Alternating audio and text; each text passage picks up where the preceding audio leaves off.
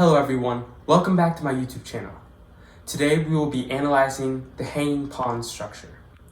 This is part 2 of my pawn structure series, so if you haven't seen part 1, make sure to check it out. So without further ado, make sure you take notes and let's get this video started. Checkmate. The hanging pawn structure is one of the most popular structures in chess. Let's look at this position and see what a hanging pawn structure is. So as you can see, white has a hanging pawn structure in this position. White basically has 2 connected passed pawns without any adjacent pawns to support it. White has a C pawn and a D pawn, while there's no E pawn or B pawn to support the pawns. Now we can see what a hanging pawn structure is. So what are the plans when we have a hanging pawn structure? Well, the first one is to aim for a kingside attack. As you can see, these 2 pawns give white a lot more space and allows their pieces to operate more freely. So as you can see, this bishop is on d3 aiming at the king side. This bishop on d2 is also aiming at the king side. This knight and the queen can be activated very easily. So one thing white needs to figure out is how to attack on the king side. And that should be the first plan he looks forward to. The second plan white should think of is to execute a d5 break. And why is that so effective? Well, let's pretend there are more pieces on this board.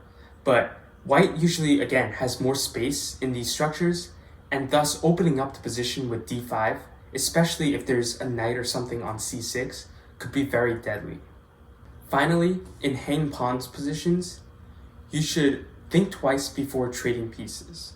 The more pieces you trade, the weaker your pawns become, right? So imagine an endgame in this situation.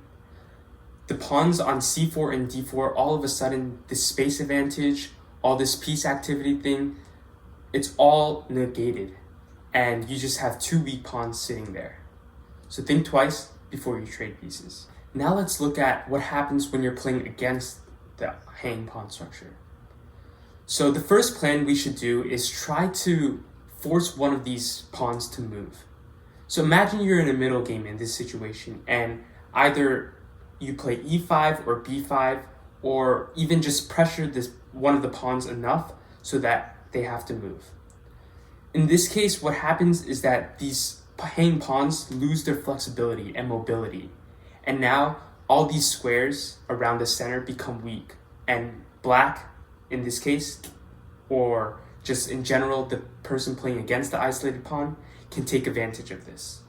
Another plan for the player playing against the hanging pawn structure is to try to trade pieces.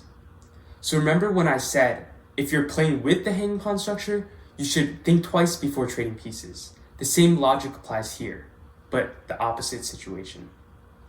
The more pieces you trade, the weaker your opponent's hanging pawns become. And this could overall benefit you, especially in an endgame. Finally, if you're playing against the hanging pawn structure, you should try to avoid moving too many pawns on your king side, right? Or try to avoid moving any pawns on your king side, in fact. Because again, the more pawns you move on your king side, what happens? Well, your opponent has greater amount of weaknesses to attack, right? And usually that favors the attacking side. So don't move pawns around your king side unless you have to. Thank you guys for watching today's video, and I hope you learned something new. Take care, and I will see you guys next video. Bye.